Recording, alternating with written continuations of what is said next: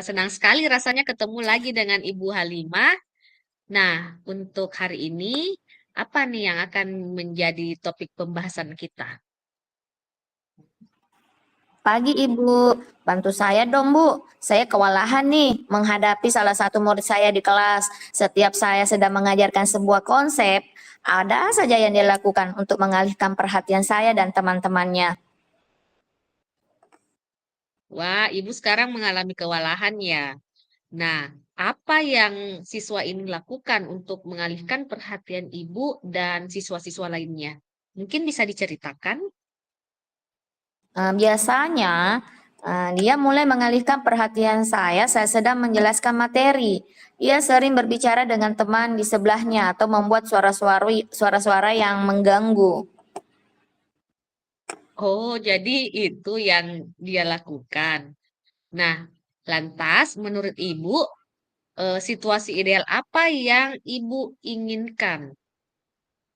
Saya ingin murid saya ini bisa fokus dalam menyimak penjelasan saya dan pada saat saya mengajar, Bu. Oh, jadi Ibu ingin murid ini bisa fokus menyimak penjelasan Ibu pada saat mengajar ya. Nah, supaya murid ini bisa fokus untuk menyimak penjelasan Ibu pada saat mengajar, apa saja yang perlu Ibu lakukan? Saya sudah mencoba menegurnya secara langsung dan memindahkannya ke tempat duduk yang berbeda. Tetapi nyatanya hanya berlaku sementara, Bu. Oh, hanya berlaku sementara ya. Nah, sepertinya eh, apakah Ibu perlu untuk meningkatkan atau mengembangkan eh, hal-hal yang menurut Ibu penting untuk dilakukan? Iya, Bu. Saya ingin mengembangkan bagaimana saya bisa memenuhi kebutuhan belajar murid-murid saya itu, yang dimana bisa dikatakan berbeda-beda, Bu. Oh, jadi Ibu ingin mengembangkan bagaimana Ibu bisa memenuhi kebutuhan belajar murid-murid Ibu yang berbeda-beda itu ya. Nah, apa indikator dari Ibu supaya bisa memenuhi kebutuhan belajar murid-murid Ibu yang berbeda-beda itu? Indikatornya, semua murid saya bisa memahami konsep yang saya ajarkan dengan lebih mudah.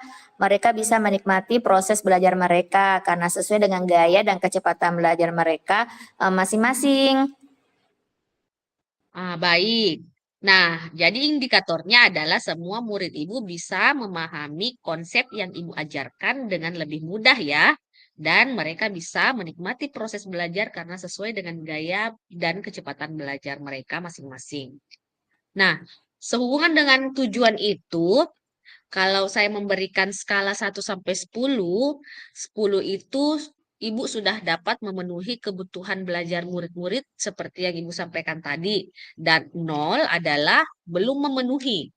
Nah, Ibu ada di angka berapa saat ini? Sepertinya saya masih di angka 6 deh, Bu. Angka 6 ya. Bisa dijelaskan seperti apa angka 6 itu? Di angka 6 karena saya merasa saat ini proses belajar saya baru dapat mengakomodir 3 tingkatan pemahaman, yang mana yang dimaksud itu pemahaman yang dimaksud adalah mudah, sedang, dan sulit. Saya belum mempertimbangkan gaya belajar dan kecepatan belajar murid sama sekali, Bu. Oke, baik. Nah, Ibu ingin meningkatkannya menjadi angka berapa dalam beberapa minggu ke depan? Eh, Rencananya ditingkatkan ke angka 8, Bu. 8 ya. 8 itu seperti apa ya, Bu? Saya Bisa akan dijelaskan? mencoba. Saya akan mencoba dan berusaha untuk menyiapkan proses belajar yang dapat mengakomodir gaya belajar murid-murid saya, Bu. Oke, baik. Nah, untuk bisa menyiapkan proses belajar dan mengakomodir gaya belajar murid-murid Ibu, apa saja yang Ibu sudah lakukan sebelumnya? Yang sudah saya lakukan, Yaitu saya mencoba untuk mengidentifikasi gaya belajar mereka terlebih dahulu, Bu. Oh, jadi Ibu sudah melakukan itu semua ya. Nah, melakukan identifikasi gaya belajar. Nah, seperti apa lagi yang perlu ditambahkan atau dilakukan? Mungkin ada treatment berbeda supaya murid Ibu ini bisa fokus menyimak penjelasan Ibu pada saat mengajar. Seperti membedakan gaya belajarnya. Selain itu, komunikasi juga dengan guru BK-nya, Bu. Ah, jadi tadi sudah ada beberapa langkah-langkah yang Ibu akan ambil ya untuk menuntaskan fokus belajar Ibu, fokus belajar siswa Ibu. Jadi apa yang akan Ibu lakukan setelah sesi ini berdasarkan alternatif-alternatif yang Ibu sampaikan tadi? Insya Allah, Bu, saya akan berusaha untuk mengimplementasikan sebuah proses belajar dari hasil identifikasi gaya belajar mereka, seperti menerapkan pembelajaran diferensiasi, Bu. Wah, pembelajaran diferensiasi ya. Kira-kira kapan ya Ibu akan melakukannya? Insya Allah 1 bulan ke depan, Bu. Bagaimana Ibu bisa memastikan ini bisa berjalan dengan baik?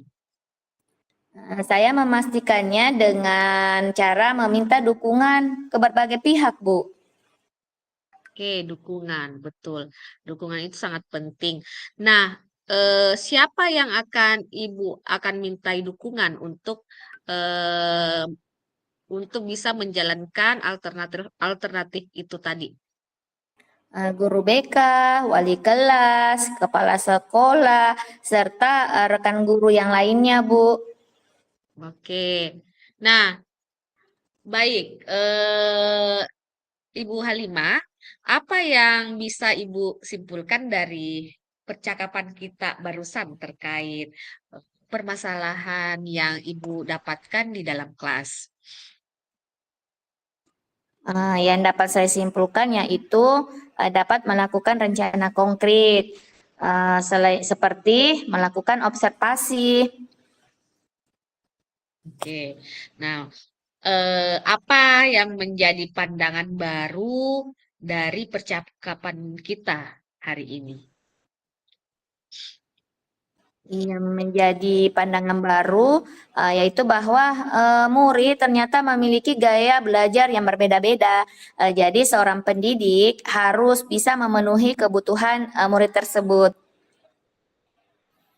Oke, baik. Nah, tadi alternatif alternatif yang akan Ibu lakukan semoga bisa dilakukan dengan baik ya, Bu, dan bisa terlaksana secara dengan adanya dukungan-dukungan yang Ibu sampaikan tadi. Iya, Bu. Nah, iya, jadi saya senang sekali membantu Ibu. Jangan ragu untuk kembali jika Ibu memerlukan bantuan lebih lanjut lagi ya. Iya, Bu. Terima kasih banyak, Bu. Ya, selamat mencoba dan semoga berhasil. Siap, Bu. Sudah selesai, Bu? Ya. Sudah, Pak. Halo. Sudah, Pak. Oke, Sudah, kembali Pak. ke ruang utama ya. Iya, Pak. Ya.